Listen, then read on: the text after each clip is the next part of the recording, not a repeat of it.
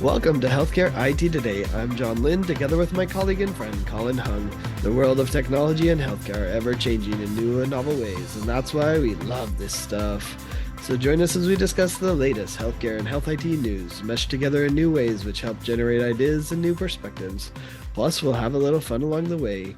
Today, we're going to be doing a recap of the topics, stories, and conferences in 2023. And be sure to follow the show on social media at the hashtag HITSM and our personal accounts at TechGuy and at Colin_Hung. Plus, check out our 18 years of Health ID blog content at healthcareittoday.com. 2023 was an interesting year, kind of lots of ups and downs, and I don't know, it's interesting. Yeah, I think that's the best way to put it. It was a very interesting year for Well, health and it's IT. weird because there's like a lot of successes, a lot of stuff pushing forward, but a lot of, firings, a lot of like, startups going under, etc. So it's just kind of made a really interesting environment. Yeah, I mean, I think this year, John, when you and I have been on the road the most since the pandemic, right? Like we were everywhere this year. We were both road warriors, so that was fun, and that was a highlight, I think, in some ways. But also, like you said, it was up and down. Like some weeks it was just like, oh, what city am I in now? Where are we going next? But yeah, some of the stories were that we covered and some of the things we wrote about, they were amazing technologies, some amazing improvements, and then there were some stories that was just tough to write because it was, talking about some of the tougher times in the industry. Yeah, well, and I think, we saw a lot of acquisitions and mergers. So there was some consolidation that happened that was interesting. But, as I look at it and I look at 2023, I think there's some big takeaways of big macro trends that are happening that are worth noting. And, the one that I see, that is a topic we've covered quite a bit on this show is that I actually predict that 80 to 90% of people are going to use ambient clinical voice. Like that seems clear to me that they're going to have that. In fact, I'd go so far as to say that many doctors, when they look at where they want to practice medicine, they're not going to say, what EHR do you use? They're going to say, what ambient clinical voice do you have? Because that's going to become the physician interface is the ambient clinical voice. So to me, that's my big takeaway from 2023 is it's matured enough where just like when I first started blogging about EMR, we started there and we said, should we implement an EMR? And then it moved to, yeah, we should implement it. How should we do it? And then the stimulus money hit and everyone said, slam it in there. But like, that's not going to happen with ambient clinical voice. But we were at the stage at the beginning of 2023. It's like, should we implement ambient clinical voice? Now we're saying, which one should we implement? And so that, to me, that's a big takeaway and a big evolution in 2023. And then here's another key fact for people. I think the differentiator is going to be the EHR integration of the ambient clinical voice. So watch for that as a kind of differentiator between the different options. Yeah, I mean, hard to argue with there. I mean, definitely ambient clinical voice was one of the top topics of anything that we read about, went to, talked to. For me, it's sort of a similar vein.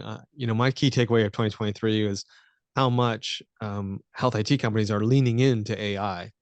Every user conference I went to, every announcement, I mean, it's very clear people are leaning into AI, but not just for the hype anymore. It was like, here's how we're specifically going to deploy this. Here's the specific workflow we're going to try to improve with it. Here's what we heard from our users of where they want to see AI being added. So, I mean, AI itself, obviously a huge topic of 2023, but what I found more interesting was just how much companies were leaning into it and being thoughtful on how they were going to deploy it. So, whether it was an EHR, a bunch of the EHR companies that we spoke to or went to their user conferences, or whether it was just some folks we met, at their booths. To me, that's the key takeaway is just how much these companies are really investing to make AI happen in a good way, in a smart way. Yeah, another big takeaway from 2023 is that most healthcare organizations, hospitals, health systems are doing app rationalization and trying to minimize the number of applications they have. The amount of investment they do in that because they had app proliferation, and now they're saying, no, we don't want this. Let's slim down our stack. One, because of security, two because of costs, three because it's confusing. It creates a bad user experience for the end users and the patients. So all of that, I think that's a big takeaway. So all of these are legacy IT vendor companies like Harmony Health IT and Metaquant and these companies, Galen Healthcare, which got acquired as well. Like those ones are going to do really well because every hospital and health system that I see is saying, let's minimize the number of systems we have. Let's archive the data because we have to retain it for a certain period. So that was a big takeaway and a big focus of so many organizations. Yeah, again, hard to argue with that one. Definitely saw that trend as well. But my other key takeaway, John, is the focus on digital front door technologies. Because I think because of the revenue challenges, because of the staffing challenges, I just heard and felt and looked at the articles I wrote, and there was a lot on patient engagement tech, right? Patient self-scheduling, anything to basically try to bring in more patients into the provider side was talked about, was really really a focus. A lot of the healthcare organizations I interviewed and spoke to, that was where they're putting their money in 2023, was on that front end. That's quite a change, right? Because before they were like, no, I don't think we need to do that. But now I think patients are saying you have to, or I'm not going to. Yeah, that was a key takeaway from the class event that you and I went to recently, the patient experience summit, patient engagement summit that they had, the patient innovation summit. And we I think Adam Gale was the one who said that we've moved from self-scheduling as a nice to have to a you better have this or I'm not coming to you. Like that's how far we've moved in 2023. And I think he's right. Self-scheduling now is people are like wondering why you don't have it for every type of appointment that they want to try and book. Yeah, the other one that's interesting is security. I mean, it's still Mm. top of mind for so many organizations. There's so many breaches. The ransomware is hitting them. So, it's tough because it's never going to go away.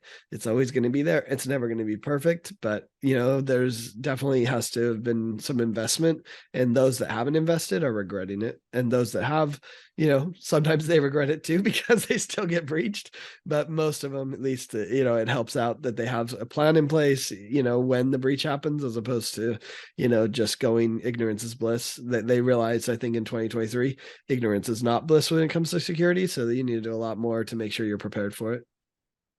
So as you look across all of this, John, what's your take on the current state of the healthcare industry? Are we in a good spot? Are we in a not so good spot? What's your take? I mean, it's such a mixed bag, I think, for me, because on the one end, it's like the most exciting thing to hear doctors say, this is, this makes why I got into medicine worthwhile when they use like ambient clinical voice or something like that, right? Where they're like, this is how I wanted to practice medicine. And even some automations on the RCM side, right? Like, oh, we're getting paid for the work that we actually did. That's good, right? And so, on that side, that there's some real innovations that are happening that are exciting and they're really changing the entire environment. But on the other end, we're all getting pinched, especially with the extra costs of doctors, nurses, travel nurses, etc. The workforce issues are still a big problem, and they're plaguing a lot of the budgets of these organizations. And so, I would say right now it's a bit of a tepid market, and uncertain. I think that's what I'd hear from most people as we went to the conferences. Is like, hey, we're having success, but there's uncertainty about the future. So I'm afraid to invest more because I'm not sure how it goes. Yeah, I think if you look at the market at a macro level, I think we're treading water. Meaning, I think there are some because I think there are some pockets of healthcare that are doing well. I think I just mentioned, digital front door, right? You talk to companies like the Kairos of the world and anybody doing any self-scheduling, you know, um, they're doing well. I mean, those are the investments that people are making. But then there are other parts of the spectrum where they're not doing so well, right? They're having to contract. So I think overall we're kind of in a sort of let's wait and see, very tepid, as you put it, market, where we're not really making big investments. And certainly, if you were a startup in 2023, I mean, boy, that was like talk about real trouble raising money right now, right? Like, there's not a Yeah, lot of startup activity happening. it's true. The So fundraising market's a little, it feels yeah, that tepidness, I guess. that's probably one of the worst places to be right in healthcare. Was that market was really bad. But as you just mentioned, like, cybersecurity was an area where we saw some investment, right? We saw some people talking about that. I remember speaking to Pure Storage, and they were having a banner year, just with the amount of business they were getting from healthcare. So there were pockets, I think, of organizations and in sections that did really well, but there were others that weren't doing very well. So to your point, I think it was sort of up and down. Not really, there was no real clear direction. And I think that's unfortunately going to be the state of the industry heading into 2024, right? I think we're just going to carry over that for a little bit of time, but that's how I would characterize 2023's industry. Yeah, it's true. It's been throughout the whole year. I think there are some points that, are being successful. But I think what I've heard from the CIOs, like when I went to Chime and I heard the CIOs talking, they were all saying, yeah, you got to come with your ROI very clearly, because I can't go to the CFO right now and say, hey, this is a good idea. Like that doesn't work, right? You have to come with your clear ROI and help me make the case. Otherwise, the CFO will be like, get out of my office, right? I mean, the CIOs aren't even going to take it to the CFO if it doesn't have a clear ROI. So in some ways, that's a good thing, right? It should have a clear ROI and there should be clear benefits. So in some ways, that's a maturing of the industry of sorts. But yeah, definitely, if you don't have the ROI, if it's just an idea, especially if you're a startup and you haven't proven that ROI, that's a rough road to hoe. Yeah, and kind of related to what you just said there, John, like before, I I I look at the healthcare market and I see it as one that's, I mean, we've always been risk averse, but right now they are real, healthcare providers are really risk averse, right? And I think they're consolidating, as you said, to reduce the number of vendors, but they're reducing the number of vendors to ones they trust and the ones that they've been working with for a while. So there's this sort of flight, I call it the flight to quality. I think people are really trying to say, listen, I don't need 14 patient communications vendors. I don't need 14 different apps. I can probably get away with one or two. So I'm going to consolidate down to one of those one or two. And so if you're one of those one or two, you want to be obviously one of those one or two, but that is who they're going to pick is going to be based on, well, who do they think it can grow with them? Who's going to be around in a few years? I mean, they are kind of going to the stronger incumbents. So I think to your point, I think not only do you have to show the ROI, I think you have to show a little bit of, hey, we're going to be here for a while. Like we're going to invest. Here's our roadmap. Here's where we're going with this. That's why you should continue. It should continue to invest in this relationship and in this product. That to me is the key for success in 2023. Yeah, I mean, we hear it all the time from CIOs. They're like, well, if Epic offers it and it's 80% of what the other one does, why would I move? Right. But I should just use the Epic, which I've already paid for. Sure, it's 80%, right? Now if it's at 20%, then we got a discussion, right? But if it's 80% there, Epic's still investing in it, they're gonna grow it a bit, then yeah, I mean that's what they're choosing is that. So it is interesting how much of the roadmap of Epic influences who else you partner with, right? And they've tried to extend their whole partners, friends, pals, I forget what it's called exactly, to be able to embrace some of that. But it is amazing the power that Epic has. But just throw the other one out there, and that's Workday. Workday has essentially become the Epic of ERP in healthcare as well. So, most of the ERPs are running on Workday in healthcare also. So, we're seeing kind of similar actions happen in the ERP side with Workday. If you're just tuning in, you're listening to Healthcare IT Today with John Lynn and Colin Hunt. Today, we're looking back over the past year and pulling out stories, conferences, and topics that left an impression. So I have to ask you this one, John. What were some of your favorite articles or interviews from the past year? And the only correct answer is all of them. They're all beautiful snowflakes. That No, is it's true. so hard to answer, right? Like, because I could, we could be here for hours talking about different ones. And, I mean, I think that interestingly at Healthcare IT Today, when we do an interview, when we do an article, the goal is, did they provide some value? So to be fair, they all provided some value, but maybe a couple that stood out that were unique and then brought me something that's like, oh, I didn't expect that. I had one interview with Cognosis, which was an RTLS system, which I'd heard about RTLS. I'd wanted RTLS for a while, but it always felt like half baked, you know, like where it's like, yeah, you could do it, but it's too expensive. You could do it, but it's not close enough. Or, you know, the infrastructure, you have to convince everyone in the hospital to let you carve up the hospital. We're not doing that, you know, like, and so when I interviewed him for Cognosis, he said, he took it to the next level. Not just is it easier to implement, which, you know, thank you technology for getting better that way, but he also took it to another level where he said, now we're not just saying, hey, where is the supply? We're actually using the data from the RTLS to know what the supplies are and restock it or move the supply where it needs to be so that you don't even have to look at the RTLS, that the RTLS is invisible. And I thought that was a really interesting next level innovation for RTLS. So that one, you know, that one stands out to me. Another one is Atropos Health. Interesting company that takes all the data and basically summarizes it into this note for complex patients, including all of the research on that specific patient. So, you know, it's a mixture of good research, AI produced into this note, but you know, their turnaround time is can be days. I mean, I think they do have it within a few hours for certain cases, and we'll see how quickly they can get it down to. But it was fascinating. Of course, this is for very complicated cases where there's like overlapping research and overlapping data from multiple providers, and they aggregate it into one and give you a summary so you can understand what's needed. And I thought that was a really interesting use because there is so much data out there.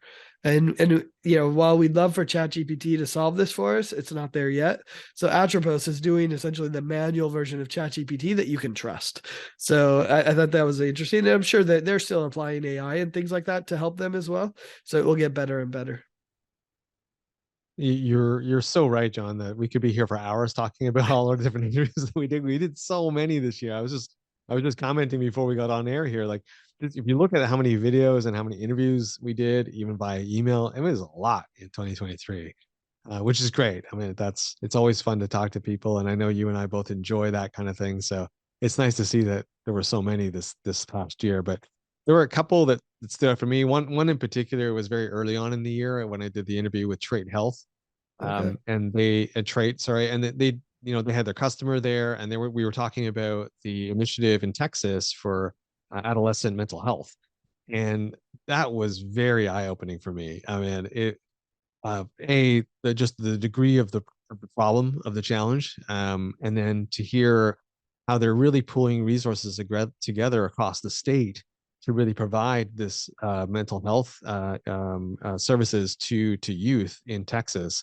So a amazing technology, b an incredible purpose there, and just it was so much fun talking to the two ladies just about their project. You could just feel the enthusiasm and the passion they had for this. So I just remember that interview sticking out in my head because it was you just feel the energy while we were doing it. So that one sticks out in my mind as one Yeah. of many.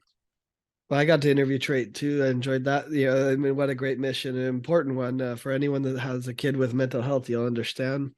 You know, a couple others that stood out, you know, and I love the engaging ones, like the Proof Point CDW one I did with, you know, two guys that I've known for a long time. And so, you know, it was just comfortable and there was no BS, right? Like it was just straight to the real talk, you know, and I thought that was good. Sensinet is a similar one. We did a Sensinet one with Intermountain talking about the security and models of security that can be used and what they developed and published for others to be able to use, you know, that they used all their research from and data from Sensinet, but Intermountain's expertise and understanding to be able to create a model that everyone can use.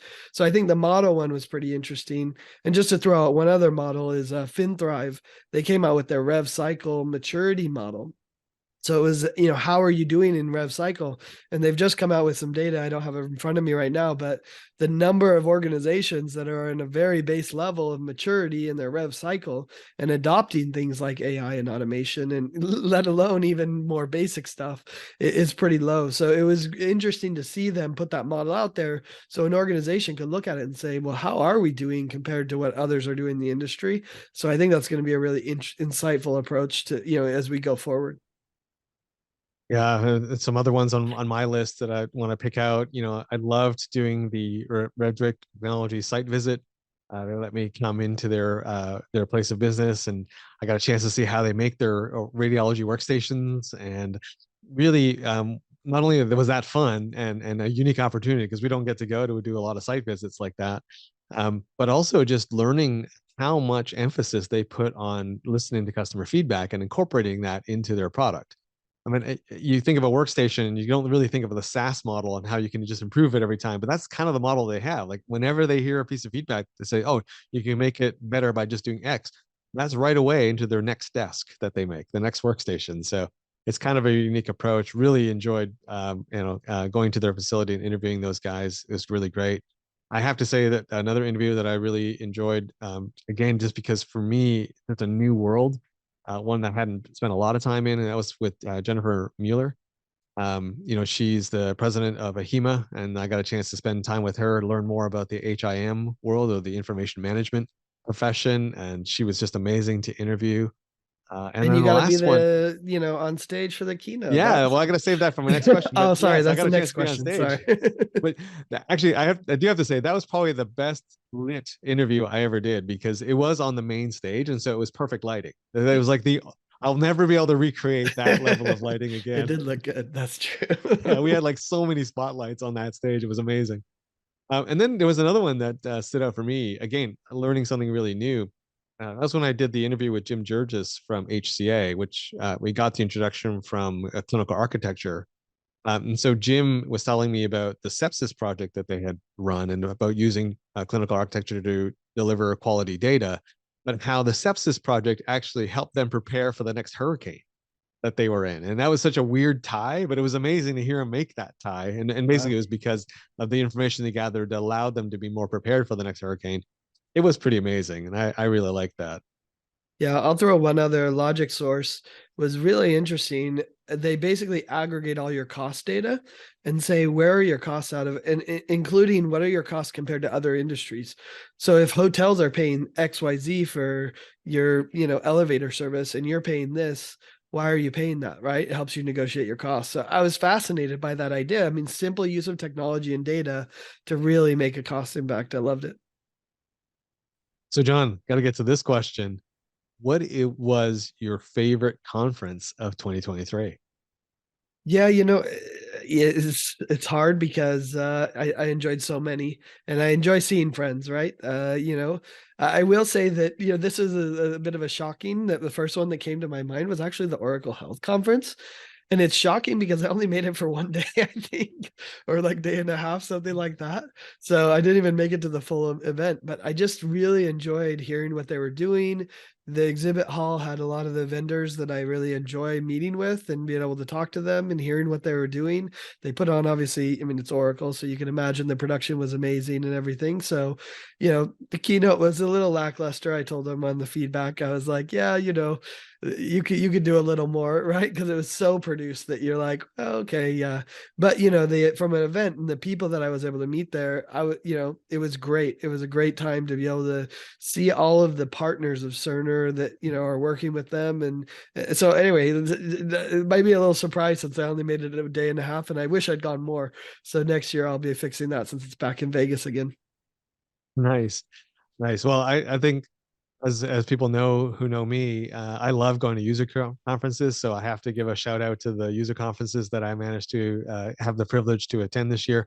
Epic for the very very first time. It was rare they allow media there, so just thankful to be there. And it was an amazing conference. Epics, eClinical Works, Next Gen, all these organizations allowed us to be there, and I enjoyed all of those. They were really great. But I can't. I have to pick this one because it was such a unique experience for me, and that was AHIMA 2023, the conference in Baltimore, which happened at the same time that Health did. But I got the chance to be the MC at that conference and to be up on the stage rather than being in the audience talking about what was happening on stage. That was very unique, and I loved it. It was a great experience. I had a lot of fun. I hope the audience had a lot of fun too. We got a left. We had a few laughs together, and so being the MC for the entire 3 days was a lot of fun. Yeah, well, I see a new career. Hopefully next year you get a couple keynotes, couple MC. I think that's a new line of business for. No, That yeah, would I heard that'll good be things. fun. That'd be fun. Although, I might have to, get maybe a joke writer or something because I think I used up all my jokes at the age of 23. We could do that. We could find it. No, I'd say another one that was I wasn't sure how it would be going into it was the Civitas conference. And Mm. there's something about conferences you need to understand the culture and you need to make enough friends to be able to have a good time at the conference. And maybe I've turned that corner with Civitas, and then I knew enough people that it was really incredible to hear what was really happening with interoperability with HIEs. So that was a really fun one. And then, of course, hymns and vibe for me were, you know, they'll always be good because there's just so many people and friends and smart people that you can talk to in the evenings at parties, during the day, go to sessions, stop by their booth, right? So, those two are going to be mainstays forever. And, at least, in what we do, I think it will be around for a long time. And they were both good. And one other Chime as well. Chime is always, if you want to know CIOs, you want to meet with them, it's still the best place to do that. Yeah, no, I mean, you can't argue with that. Hymns Vive were awesome. I have to say, our conference, of course, right? The last HITMIC conference this year. Yeah, are That we was biased for that? Yeah. Yeah, we're a little biased, so It is we the won't best. we won't say more about that. But that's a lot of fun. And I have to say, the MGMA conference with some of the changes they are trying to make to that conference. I mean, that one was a lot more energy this year. It stood out for me. It was in a great place in Nashville, so I have to give a shout out to them. So yeah, just a lot of memorable conferences this year. And the one thing I will say, we didn't cover it in the state of the industry, but even though the numbers weren't back, John, in terms of the attendance, I think Mhm. the energy was back. This was the first year after the pandemic that went to a conference. And I was like, oh, people like are really excited to be here, and like there's that buzz again. Even though the numbers I think were still down across the board for everybody in terms of attendance, but the energy was back, and I think every organizer I spoke to was commenting on that. Yeah. Well, I think at a lot of the user conferences that it was even back, attendance wise. I mean, I went to the AWS one. That's just another experience altogether, like because it's cross industry, so it's a little hard to evaluate what's healthcare within that. But I mean, we were pretty lucky this year. We were able to go to a lot of them. I went to Point Click Care. I went to SAS. We went to CES, which is a classic here in Vegas. So but you're right. I think there is an energy, and it's proven that people want to get together. They want to connect with each other. So I don't think that's going to change anytime in the future. Well, John, that's the wrap. That's the bow that we can put on 2023, I think. Nice. All right. Hey, thanks to all of you who tuned into this episode of Healthcare IT Today. You can find more details about our show by checking out the programs page on healthcarenowradio.com. And please share your comments and your voice with the community at healthcareittoday.com and on social media using the hashtag HITSM. I'm Colin Hung, along with my friend and health IT collaborator, John Lynn. Thanks for listening, and have a great week.